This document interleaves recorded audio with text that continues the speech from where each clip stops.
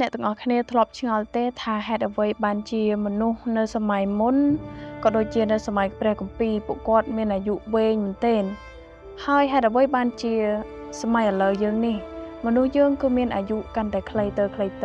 ហើយនៅថ្ងៃនេះយើងនឹងទៅស្វែងយល់ទាំងអស់គ្នាអំពីថាតើចំណីអាហារបែបណាដែលមនុស្សគួរតែទទួលទានដោយមុនដំបូងឡើយគឺព្រះទ្រង់បានមានគម្រោងការឲ្យមនុស្សលោកយើងគឺមានរបបអាហារដ៏ល្អដើម្បីឲ្យពួកគេមានអាយុវែងប៉ុន្តែហេតុអ្វីបានជាឥឡូវនេះមនុស្សកាន់តែមានអាយុខ្លីទៅតើអ្នកទាំងអស់គ្នាដឹងទេថាមុនដំបូងគេបង្អស់ព្រះបានឲ្យមនុស្សបរិភោគអ្វីលោកអាដាមនិងនាងអេវ៉ាគឺជាមនុស្សមុនដំបូងគេបង្អស់ដែលព្រះបានបង្កើតនៅក្នុងសួនច្បារអេដេនដែលនៅក្នុងសួនច្បារនោះគឺមានរុក្ខជាតិគ្រប់សពគឺអាហារគឺមានដូចជាផ្លែឈើគ្រាប់ធញ្ញជាតិហើយនិងបន្លែហើយអាហារទាំង3ប្រភេទនេះគឺជាអាហារធម្មជាតិដែលមិនបានយកទៅកែច្នៃអ្វីនោះទេកាលណាតែមនុស្សបរិភោគសាច់គឺធ្វើឲ្យជីវិតឬក៏អាយុរបស់មនុស្សគឺកាន់តែខ្លីទៅអញ្ចឹងយើងឃើញថាបើយើងប្រៀបធៀបពីមនុស្សសម័យមុនហើយនិងមនុស្សសម័យនេះគឺពិតជាមានភាពខុសគ្នាខ្លាំងមែនទែនដោយសារតែការរស់នៅប្រចាំថ្ងៃក៏ដូចជាការប្រើប្រាស់ជាតិគីមីផ្សេងដែលធ្វើឬក៏កែច្នៃចំណីអាហារផ្សេង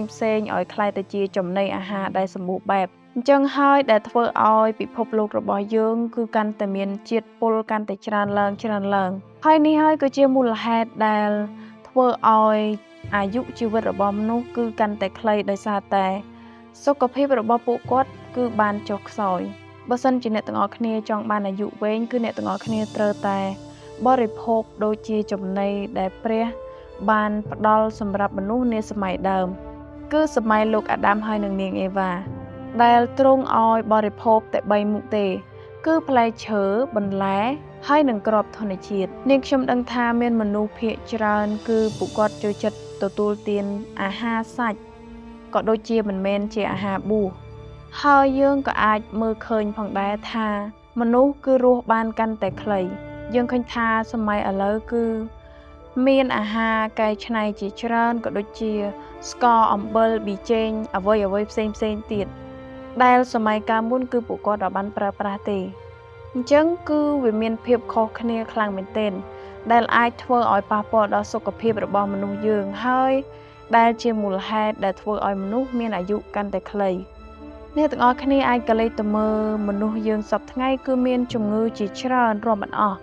ដូចជាជំងឺបេះដូងជំងឺធាត់និងជំងឺទឹកនោមផ្អែមផងដែរដែលទាំងអស់នេះគឺបណ្ដាលមកសឹងតែ 100% ពីការបរិភោគចំណីអាហារចូលទៅខាងក្នុងខ្លួនរបស់យើងអញ្ចឹងការពីដើមដំបូងឡើយគឺព្រះទ្រង់បានបង្កើតរូបរាងកាយមនុស្សគឺល្អឥតខ្ចោះអត់មានជំងឺអត់មានរោគគាអ្វីទាំងអស់បើសិនជាមនុស្សធ្វើអ្វីតាមដែលព្រះប្រាប់